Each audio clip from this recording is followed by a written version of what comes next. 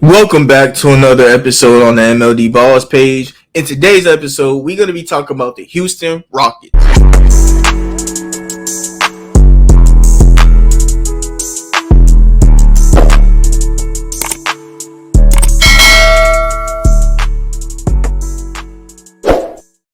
Alright, so like I said, in today's episode, we're going to be talking about the Houston Rockets. And one thing that I feel like we have to talk about with the Houston Rockets is the Jalen Green and Alperen Sengun drama, or not really drama, but the question marks around those guys. They both entering their last season on contract.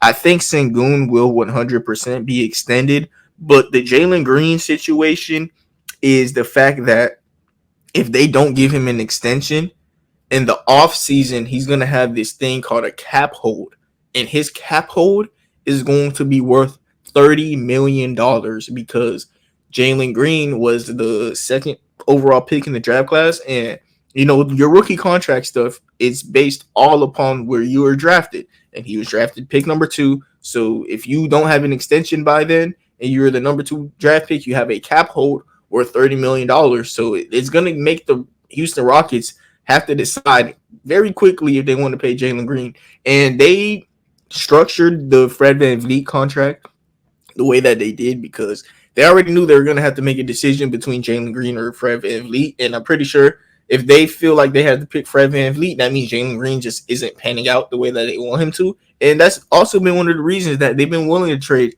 Jalen Green for Mikal Bridges, but, that didn't go the way that they wanted to. And we're going to see what they do with that, two-headed monster, because Jalen Green, he's one of those March Madness warriors. I've seen it. I've seen D'Lo. I've seen Andrew Wiggins. I've seen Jalen Green.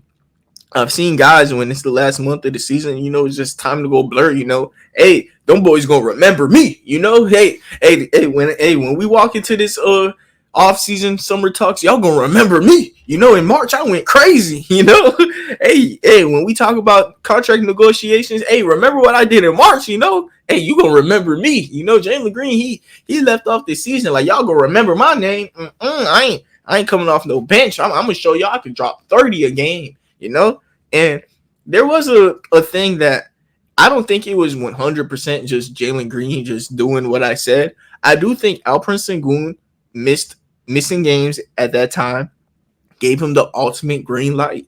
And Jalen Green with the ultimate green light, that's what he's capable of doing. And that's why me personally, I think he should come off that bench, be a 6-man and have the ultimate green light off the bench. But I don't think that's what's going to happen with the Houston Rockets. I do think they're just going to keep stand with Jalen Green at the starting shooting guard position. And he's not a bad player. Jalen Green is going to be in the NBA, y'all, for the next 10 years. I want to say Jalen Green is that good of an NBA player. Is he a starter? We'll see. I do think that he's a good player though. We got Dillon Brooks, who I think he's a bad man. Oh, Dillon Brooks is a bad man, and I love it, bro. Like, Dillon Brooks is one of those guys you either hate him or you love him. I do think he's one of the best defending 2-3s in the NBA. Like, it's not even a question. It's not even a debate. But people hate my boy Dillon Brooks because all of the antics he has, and you can't hate people too much for not liking him because of all them antics. Because he out there be poking bears. You feel me? My dog be out there poking bears. All right, he lost that matchup badly, but he's not scared to change how he acts for anyone. He facing LeBron James. He's still gonna be there poking bears. That's why I like Dillon Brooks, and he's a gritty defender. Ime Udoka is one of the best defensive head coaches that we have in this league. And I know Ime Udoka drools over Dillon Brooks and how he plays defense. So this guy we have as the profile picture, Jabari Smith Jr. Every time I hear about the Rockets, nobody really talks about this guy, Jabari Smith Jr. I remember going into the draft, I looked at him similar to Rashard Lewis, and he's kind of lived up to that, Rashard Lewis is an off-ball power forward, two-way, and he can shoot the 3-ball well. Jabari Smith, though, very much impressed me on the defensive end of the basketball.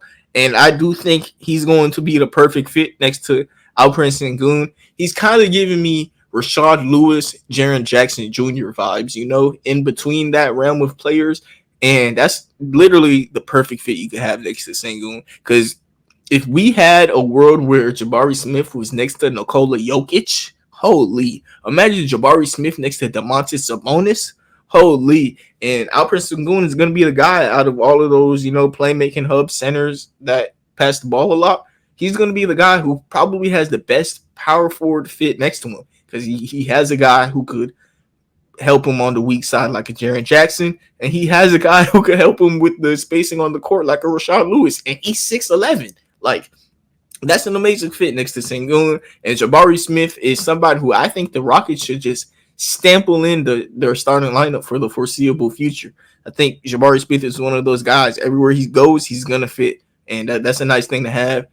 Dillon Brooks is another guy who he's going to buy into that defensive culture. And Fred VanVleet, you got three guys who are real pesky defenders right there, while two of them are just athletic freaking natures in Dillon Brooks and Jabari Smith. While Sengun on the defensive end of the ball, he's been getting better, man. Sengun isn't like as bad of a defender as he was the years prior because of that one AAU head coach that they had. Was his name Steven Silas? Maybe. But that one AAU head coach they had is where Jalen Green, in my opinion, built some of those bad habits that Ime Udoka is trying to get out of him.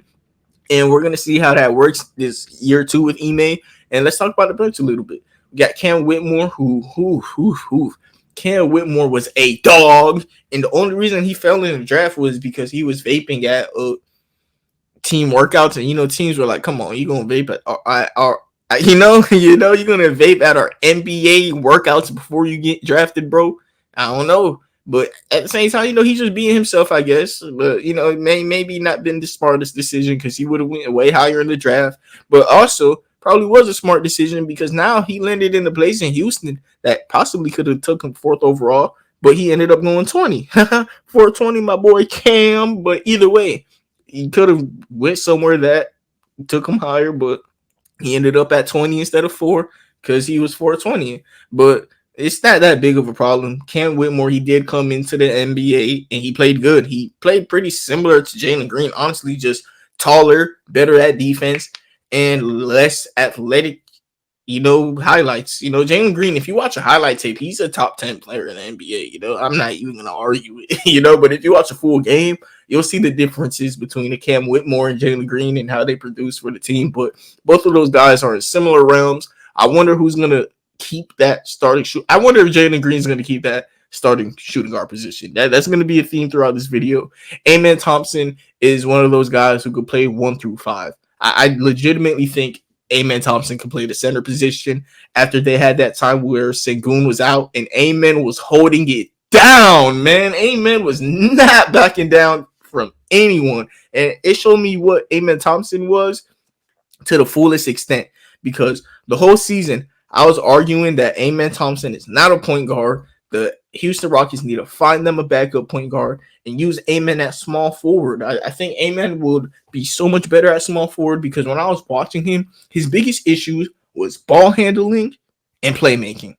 I'm not saying they are like I'm not saying he's even bad at it. Or 3-point shooting, obviously, too. 3-point shooting, ball handling, and passing were my biggest gripes with Amen. And I'm not saying he's a bad playmaker or a bad ball handler. I will say he's a bad 3-point shooter.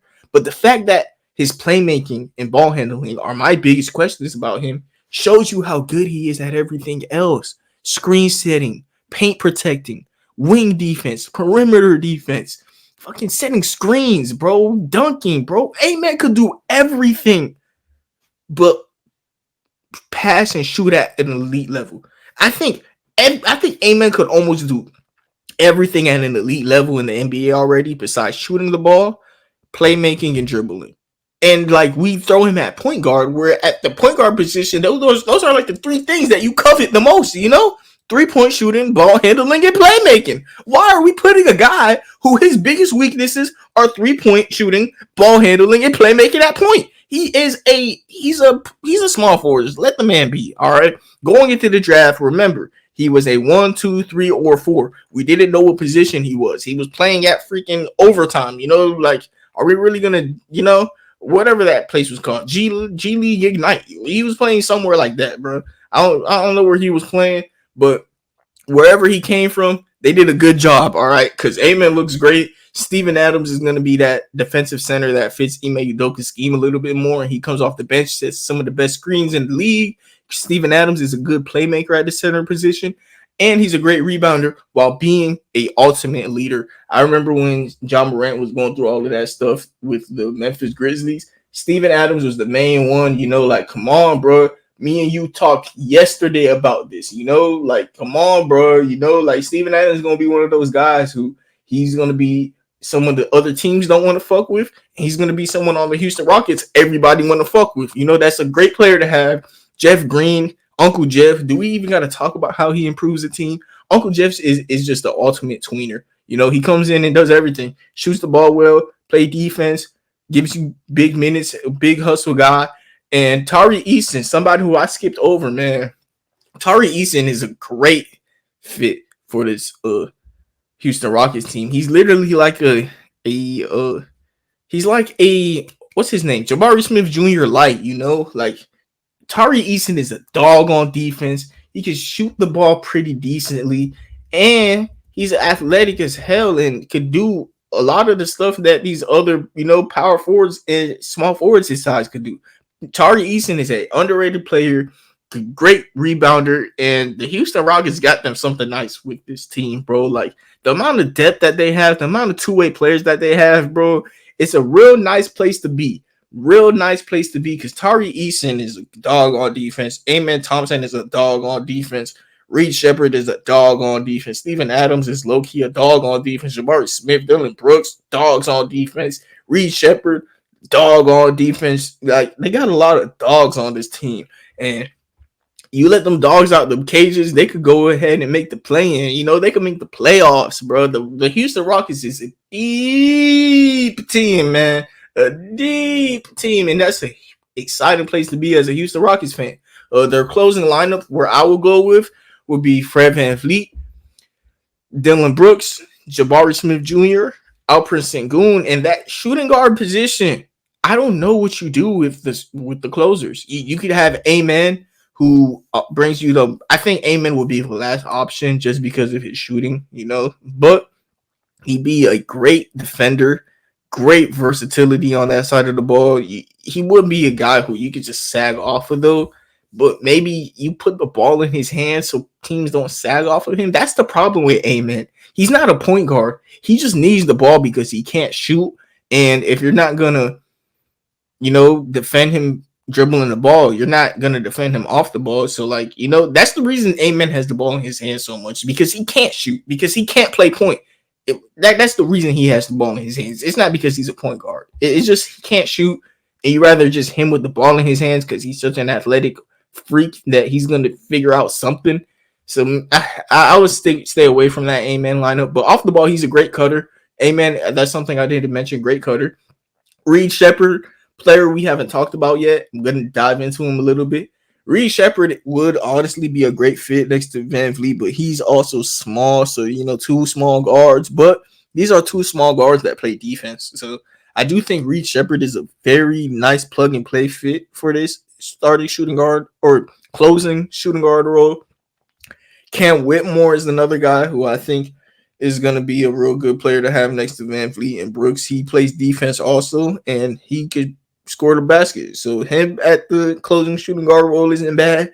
Jalen Green, probably what they're going to go with, but I don't like some of the decision making he makes sometimes.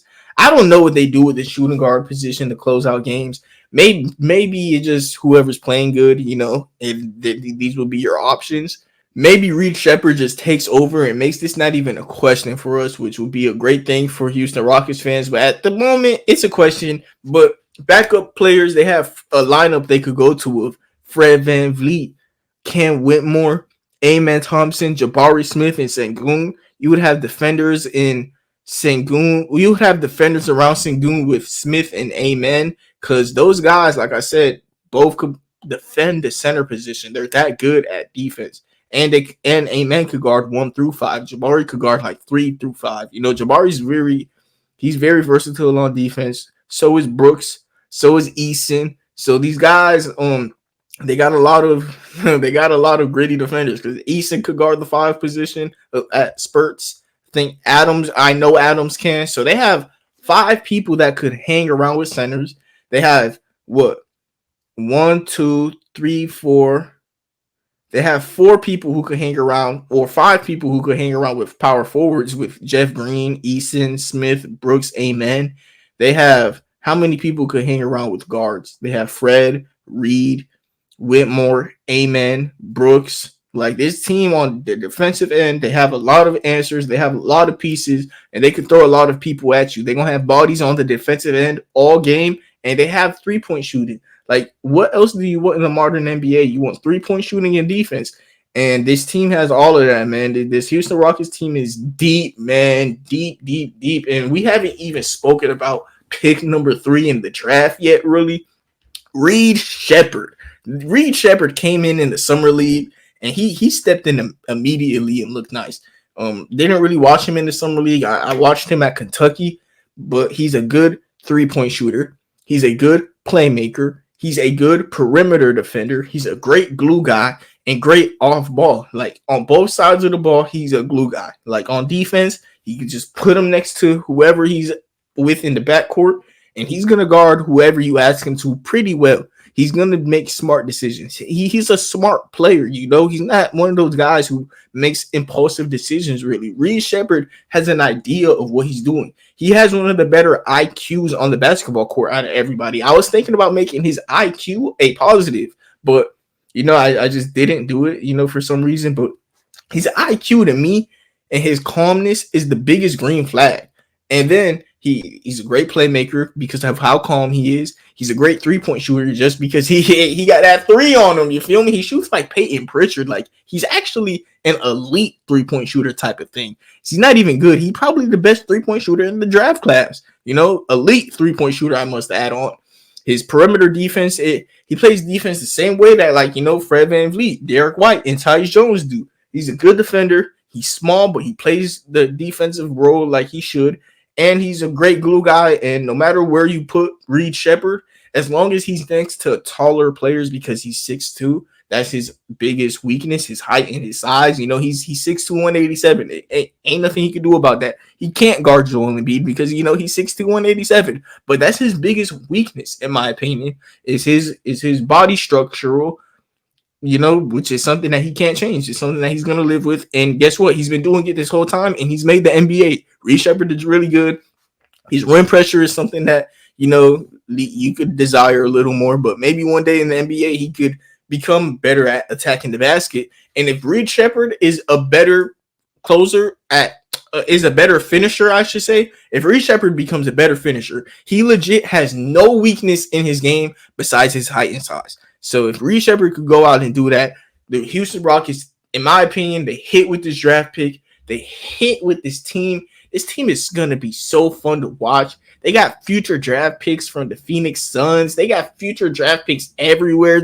This team has so much going on for them that's so well. They have so much depth that I would at some point at this season for the Houston Rockets, my goal would be who's the core piece? Who's going to be in our core? I don't know if Jalen Green is going to be there, but let's find out. Let's find out. Are we going to keep Cam Whitmore on our core? You know, let's find out. What's alot Thompson? You know, let's find out a lot of things, and that will be my goal for this team. If we mess around and make the playoffs while finding out a lot about ourselves, that's a great thing because that will give us that 2018 Clippers, you know, feel where the Clippers made the playoffs with Lou Will, Tobias Harris, and all that depth. And then, you know, teams looked at them like, you know what? What would happen if I stepped in that team with all that depth? You know, maybe you're going to trade a lot to give up, you know, to get that depth. Maybe, all right, you're going to have to trade a lot of that depth to get that star player you're looking for. But who cares? You feel me? I do want to only talk. I don't want to get ahead of myself because this season is going to be one of the funnest for Houston Rockets fans in a while, especially since James Harden left. But I do want to look in the future a little bit, 3-4 years from now, because that seems like where the Houston Rockets are setting themselves up for. We already talked about the 2025 season for 20 minutes. So let's talk about the 2028 season a little bit. Let's live in a world where they have this amazing trade package of Cam Whitmore, Jalen Green, and Tari Eason with all of the Suns picks for Devin Booker. You know, they have a lineup of Reed Sheppard, Devin Booker, Dillon Brooks, Jabari Smith, Alperen Sengun. Whoo! Hey boy, stop playing with me, boy. Y'all know, hey boy. If this team gets Devin Booker, man, stop playing. But you know, that would be something that happens a couple years from now. And this team is one of the best positioned teams for the Devin Booker, you know, sweepstakes. And it seems like that's what they're setting up for. And you know, that would be a great thing for this team. Because, like I said, they have all the defense. They have the depth. I'm looking for a shooting guard for these boys in their closing lineup. I don't even know who should be their closing shooting guard. If they could just go and get Devin Booker, I mean, their whole question as a team is answered. Their only question as a team to me is that shooting guard position. What's the upside? Who's going to be there? And for how long? And we're going to figure that out. And Houston Rockets fans, would y'all want to re-sign Jalen Green for a contract north of $30 million? Let me know in the comment section. And let me know how y'all feel about this video. And everybody, I appreciate you so much for tuning in. We're currently at 149 subscribers. I just got done recording a video about the Houston Rockets, obviously. Just got done with the Atlanta Hawks. And we did the Denver Nuggets. So this is going to be the last video I recorded today. We're currently at 149 subscribers. I'm so thankful for all the support I've been getting recently. And hopefully y'all boys can keep, you know, tuning into these. And, you know, it seems like some people are enjoying this content. So appreciate that. Leave a like, comment, subscribe. I'm done begging on the internet. Once again, thank you everybody so much. Have a nice day and God bless.